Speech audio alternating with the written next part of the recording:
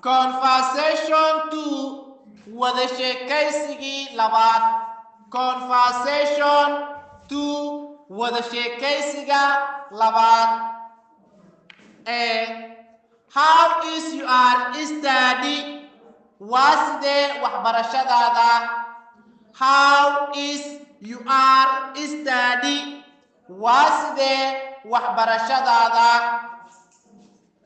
B. My study waxbarashadayda is well way fiican tahay. My study waxbarashadayda is well way fiican tahay. Why do you like sababteed u jeceshahay to learn inaad barato English Ingiriisiga? Why do you like sababteed u jeceshahay to learn inaad barato English Ingiriisiga? B.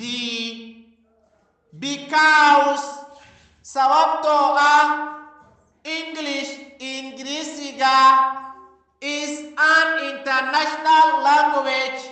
Waa luqad caalami ah.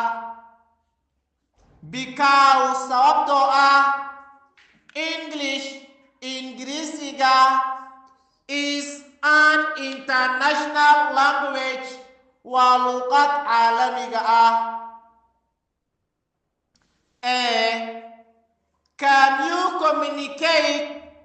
Muxuu la xiriiri kartaa English Ingiriisiga with foreign people? Dadka shisheeyaha ah. Can you communicate? Muxuu la xiriiri kartaa English Ingiriisiga with foreign people? Dadka shisheeyaha ah. B. Yes, I can communicate. Waan ula xiriiri karaa with them ayaga. Yes, I can communicate. Waan ula xiriiri karaa with them ayaga.